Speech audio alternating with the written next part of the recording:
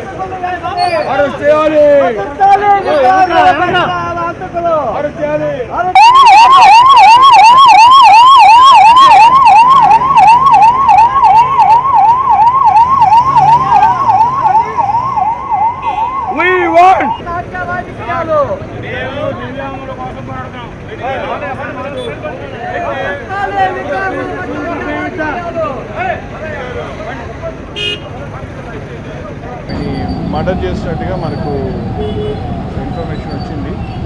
యాక్చువల్గా దీనికి సంబంధించి వాళ్ళ హస్బెండ్ ఆమె మిస్ అయింది నిన్నటి నుంచి అని చెప్పి మిస్సింగ్ కంప్లైంట్ మనకి ఇవ్వడం. ఆ మిస్సింగ్ కంప్లైంట్ మీద మన ఆఫీసర్స్ అంతా కూడా టెక్నికల్ అనాలిసిస్ అంతా చేసి ట్రేస్ చేస్తే వాళ్ళు ఈ లాడ్జికి వచ్చినట్టు తెలిసి మనం ఈ లాడ్జిలో వచ్చి చూసిన మీద తను శవమై ఉంది.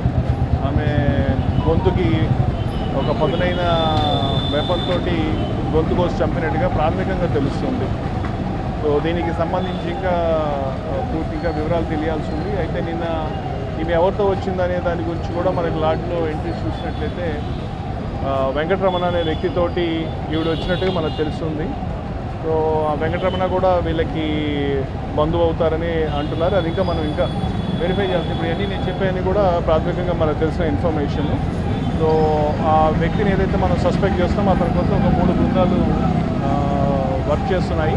వీలైనంత త్వరగా అతను పట్టుకొని ఈ మర్డర్కి గల మోటివ్, కారణము ఏ పరిస్థితుల్లో జరిగిందనేది చూసి వారికి తగిన శిక్ష పడే విధంగా మన కేసు ఇన్వెస్టిగేట్ చేస్తామని తెలియజేస్తున్నాం. అంటే మనం లాడ్జెస్ చెకింగ్ మనం రెగ్యులర్గా చేస్తున్నాము. లాడ్జెస్ చెకింగ్ అనేది రెడీగా జరుగుతున్న విషయం అయినప్పటికీ కూడా ఇప్పుడు ఈ సందర్భంగా మరొకసారి అన్ని లాడ్జెస్ కూడా మనం త్వరగా చేస్తాము. లాడ్జ్ ఓనర్స్తో కూడా ఇటువంటిది ఏదైనా ఉన్నా కానీ ముందు పోలీసు వారికి కూడా ఇన్ఫర్మేషన్ ఇవ్వని చెప్పి కూడా వాళ్ళకి ఒకసారి సెన్సిటైజేషన్ కూడా చేస్తాం. కాలేజ్ స్టూడెంట్స్ కూడా అమ్మాయిల్ని లాడ్జీలు తీసుకొస్తారు. చాలా లాడ్జీలు అదే జరుగుతుంది. గుంటూరు ఏరియాలో దాని సార్ గుంటూరు ఏరియాలో కూడా లాడ్జీలో ఇలాంటి జరుగుతుంది సార్. మనం దాని గురించి గట్టిగా చేసి చెక్ చేసి అటువంటి లేకుండా చెప్పారు. చనిపోయిన పేరు కానీ మేము ఆదిలక్ష్మి 35 సంవత్సరాలు.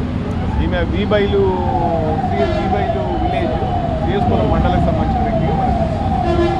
ఏం పని చేస్తుంది? ఈమె ఇరిగేషన్ డిపార్ట్మెంట్లో వాళ్ళ ఆఫీస్ సూపరింటెండెంట్ పనిచేస్తుంది. అందులో బ్లైండ్